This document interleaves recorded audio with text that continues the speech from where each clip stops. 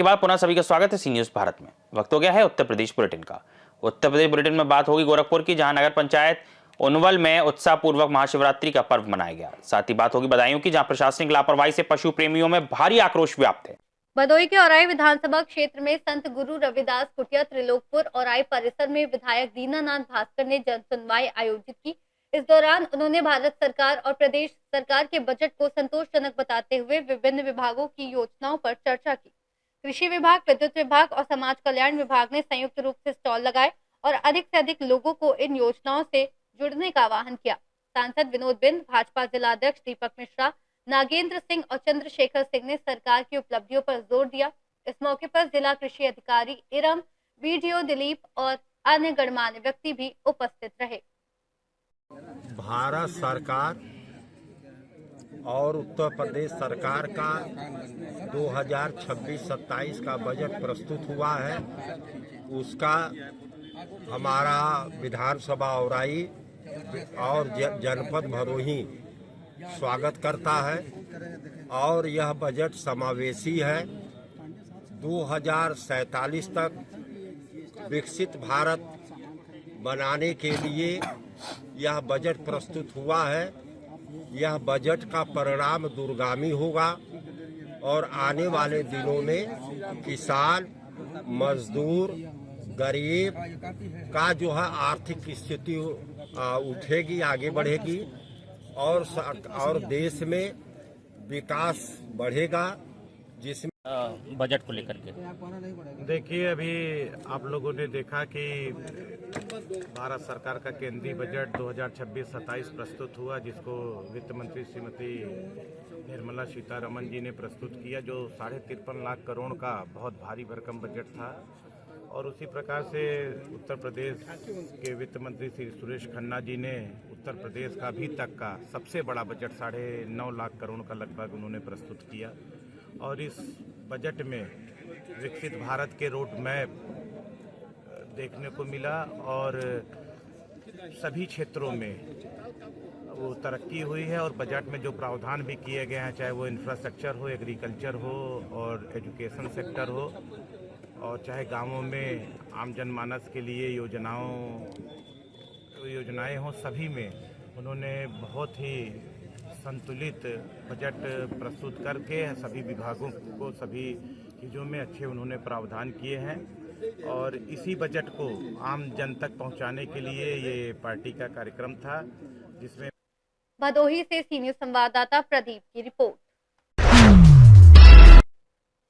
गोरखपुर के नगर पंचायत उनवल में महाशिवरात्रि का पर्व धूमधाम से मनाया गया। भोर से ही नीलकंठ महादेव और झारखंडी महादेव मंदिर में भक्तों ने शिवलिंग पर दूध, गंगा जल और फूल अर्पित कर जलाभिषेक किया और जन कल्याण के लिए प्रार्थना की।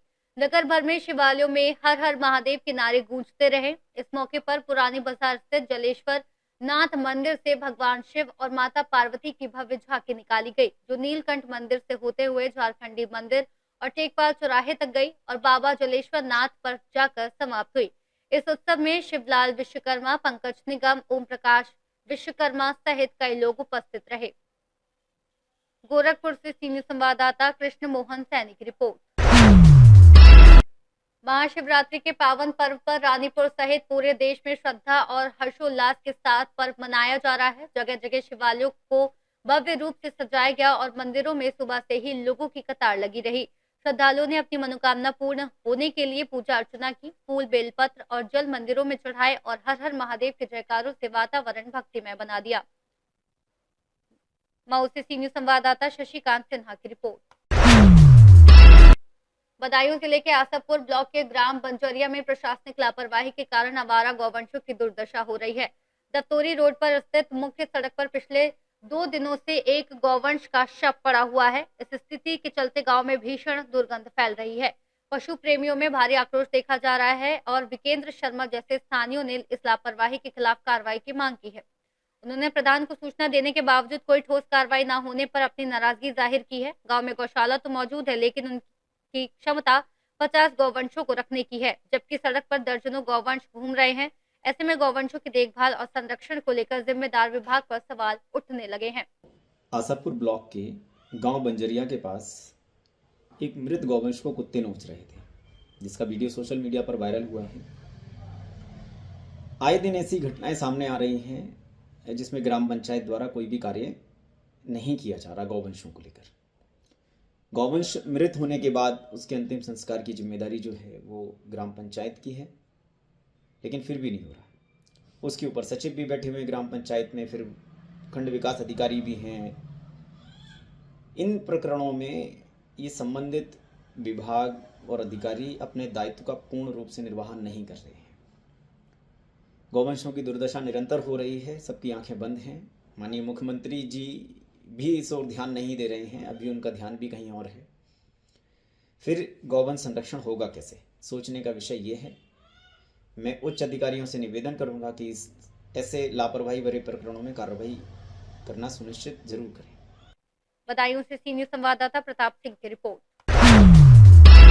महाशिवरात्रि के अवसर पर थाना कोतवाली सदर क्षेत्र में शोभा यात्रा का आयोजन बड़े धूमधाम से किया गया, जिसके लिए व्यापक सुरक्षा व्यवस्था की गई थी।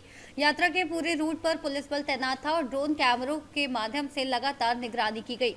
संवेदनशील इलाकों पर विशेष सतर्कता बरती गई और यातायात को सुचारू रखने के लिए डायवर्जन लागू किए गए।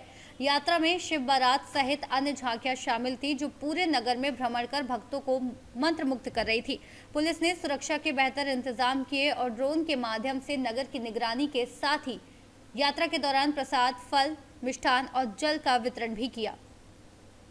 उन्नाव से सी न्यूज संवाददाता प्रिंस ठाकुर की रिपोर्ट। ऐसी तमाम खबरों की विस्तार से चर्चा करेंगे इस बुलेटिन में। फिलहाल के लिए बुलेटिन में इतना ही। देश और दुनिया की तमाम खबरों के लिए देखते रहिए सी न्यूज भारत।